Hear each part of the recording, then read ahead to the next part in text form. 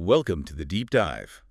Today we're locked on to Mobile Suit Gundam, the witch from Mercury. Ah, yes. WFM. This series just exploded onto the scene, didn't it? So just excitement. Oh, absolutely. I mean, the first mainline Gundam with a female and LGBTQ plus lead, that alone was huge. And the first main series in 7 years, landing in Japan's Reiwa era. Yeah. Season 1 just knocked it out of the park with critics. Yeah, people loved the writing, the characters, the animation was stunning. The dark drama, the Yuri elements everyone was buzzing about. IGN gave it a 9/10. And Polygon even called it potentially the definitive Gundam. Yeah. Which is, high praise. Definitely. And that school setting, that was a bold move, trying to bring in new viewers. Right. Broaden the appeal, but still promising that classic Gundam depth, those darker themes. But underneath all that hype, the expectation was still there for, that Gundam grit. Exactly. The conflicts, the loss, the tech. And boy, that season 1 ending. Oh, man, that cliffhanger with Suletta and Ariel. Just brutal. Left everyone hanging. Totally. We were all desperate for season 2. Which brings us right to our main question today. Did season 2 actually deliver on all that promise? Did it stick the landing after season 1's incredible launch? That's the big question, isn't it? Because that very innovation, the stuff that made season 1 so fresh. It was kind of a double-edged sword, maybe. Precisely. It pulled in new fans, sure, but maybe some of those changes, especially how things played out in season 2, left some of the veteran fans feeling a bit disconnected. Yeah, like something was missing. Like it didn't quite hit that Gundam note they expected in the end. That's the core tension we're diving into, innovation versus expectation. So our mission here is to really unpack the witch from Mercury. We're focusing hard on season 2's story, how it all played out. Yeah, looking at the character arcs, especially the villains, and how it stacks up against the bigger Gundam picture. And our main argument for you today is basically this. WFM was groundbreaking, no doubt. But that second half, it felt rushed, kind of incomplete. And for a lot of fans, it strayed maybe a bit too far from what they feel is that core Gundam spirit. To get into this, we've looked at a whole bunch of stuff. Critical reviews, obviously. And tons of fan discussions, Reddit, Game FAQs, IMDb, you name it. People had thoughts. Oh, yeah. Plus, anime news sites for context, Wikipedia for the facts. So we've got a good mix. Should give us a solid picture. Okay, so let's dig in. Where did things start to feel off for people in season 2? A lot seems to come back to just the basic storytelling, the flow. Yeah, the pacing. That was probably the single biggest complaint you saw pop up everywhere. Right. Just this feeling that the plot was incredibly rushed in season 2. Like they suddenly realized they were running out of episodes and had to cram everything in. We saw comments like the pacing was an absolute mess, or season 1 dragged things out, season 2 rushed things way too much. Yeah, that contrast was really stark for some people. Second season sped everything up. And it made the ending feel, a bit lacking, because everything was resolved too neatly. Exactly. Too fast, too neat. Almost like they didn't have time for the consequences to really sink in. It leads to that feeling you saw mentioned a lot, that the show should have had the 50 episodes for the story they wanted to tell. Right. It felt like the ambition was there for a bigger story, but the runway wasn't. And that kind of rushed feeling, it does more than just make the plot feel fast, right? It impacts the weight of everything. Absolutely. Especially with those big Gundam themes, like universe-altering threats. Quiet Zero, yeah. Or the whole Earth-space conflict. When you resolve stuff like that super quickly, it loses the tragedy, the struggle, the importance of finding peace feels kind of diminished. And for longtime fans who really value that war is tragedy element. Yeah, that's core Gundam spirit stuff for many. A quick fix feels wrong. It creates this thematic disconnect. The weight just isn't there. Speaking of Quiet Zero. Yeah. That was central to season 2, but man, did it draw some flack. It really did. I mean, the idea itself, this big super weapon, symbol of absolute power, Prospera wanting this perfect world for Eerie through a giant data storm. Sounds very Gundam, in a way, controlling everything. Right. But the execution, first, it was pretty ambiguous for a while, which frustrated people. And the resolution was, well, controversial is maybe putting it mildly. Yeah. You had Eerie's sacrifice, Suletta deciding not to bring her back. Okay, dramatic beats. But then Calbarn shows up, destroys the laser, and there's that Elon ghost. Who just sort of pops in. Came out of nowhere, as people said. It felt very sudden, part of that rushed ending feel. Definitely. It felt like a shortcut, a bit deus ex machina, maybe. The whole thing needed more breathing room, more exploration of the implications. felt like plot concessions. Okay, and what about the Dawn of Fold, the Earth terrorists? Ah, yeah. They burst onto the scene with that plant Quetta attack. Seemed like they were going to be a big deal. Right, representing the Earth side of the conflict. But then, not so much. Their whole storyline felt underdeveloped, and the conclusion was really weak. Like the conflict was just unceremoniously dropped in favor of space magic. Saw that comment. That sums it up pretty well for a lot of viewers. This whole Earth resistance angle just kind of appeared and then disappeared. No real weight. Which feeds right back into that bigger Earth-space conflict theme.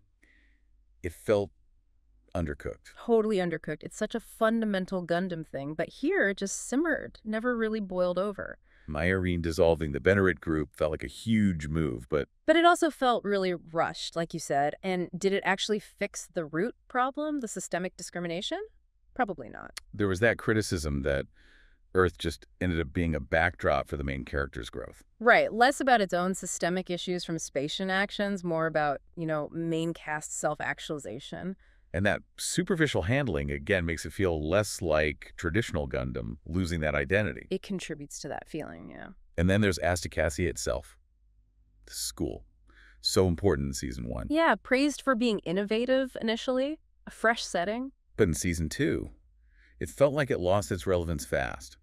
Some called it a weird tumor on the story. Oof, harsh. But I see the point. It felt disconnected from the main plot later on. And GUND arming, Miorine's big project.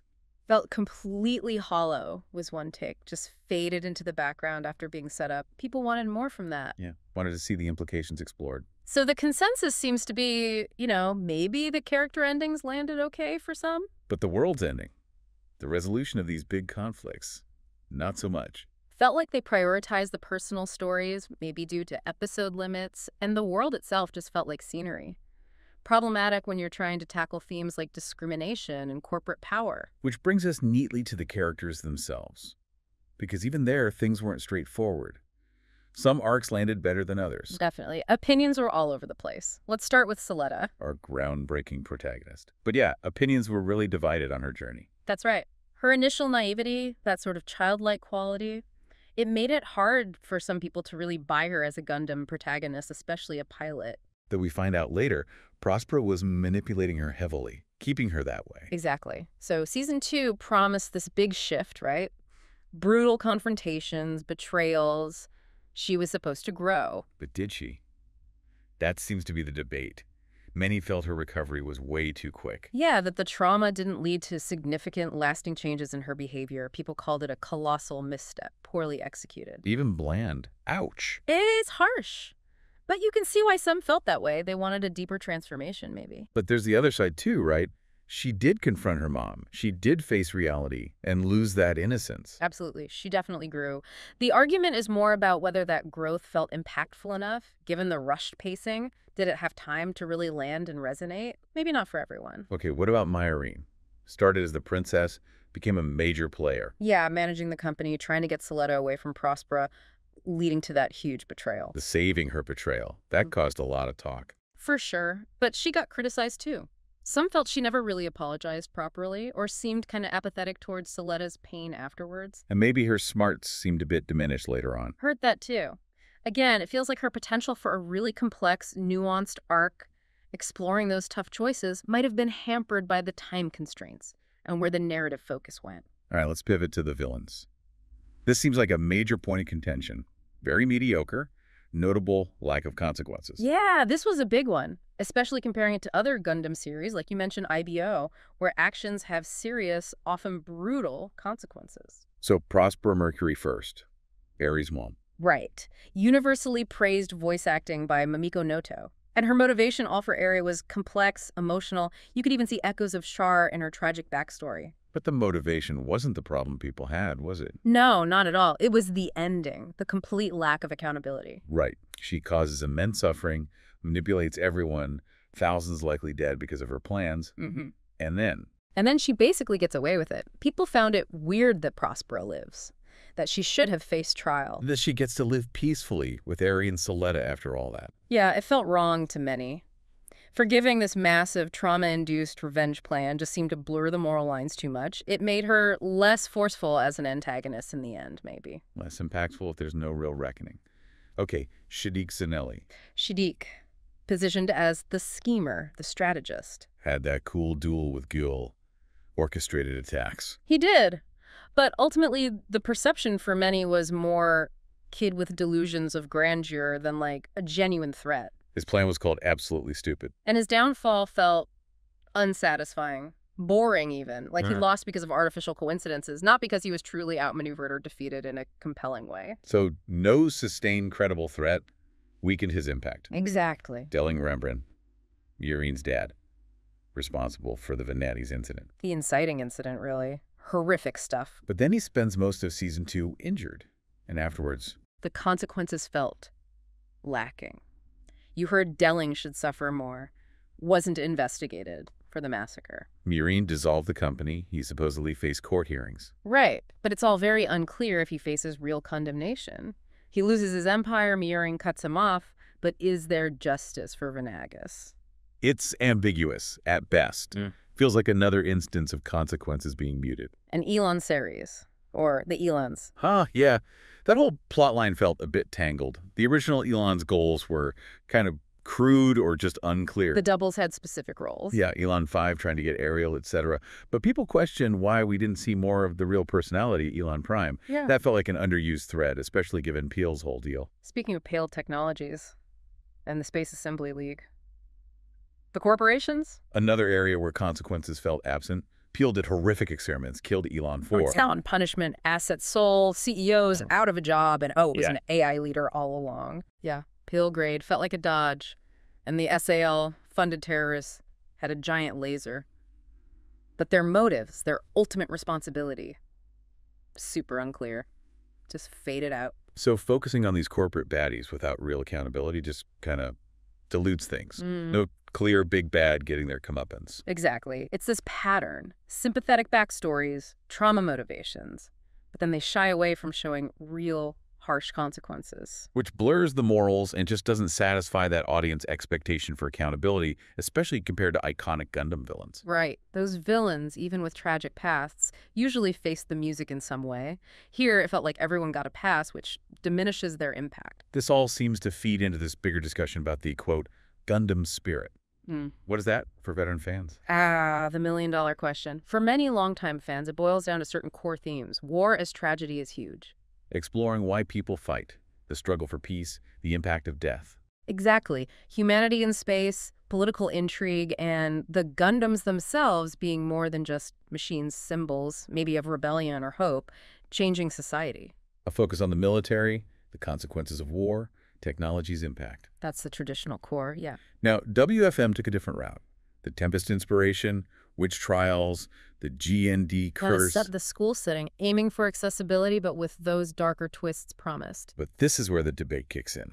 Did it have enough war plus peace and death? Or did it feel too much like a school anime with mecha losing that core franchise identity? That was the fear for some. But the counter-argument is that WFM was doing Gundam themes just differently. Right. Focusing on characters, corporate power plays, maybe a more modern take. Shifting from total war to corporate politics in a post-war setting. So did these innovations enrich Gundam, or did they dilute it? That's the crux. And maybe season 2, by hinting at those darker themes but then rushing the resolution and pulling punches on consequences, it created that frustrating almost but not quite feeling for veterans? It promised the depth, but didn't fully deliver in a satisfying way. That seems to be a key part of the critique, yeah. Like it built towards something more traditionally Gundam than swerved.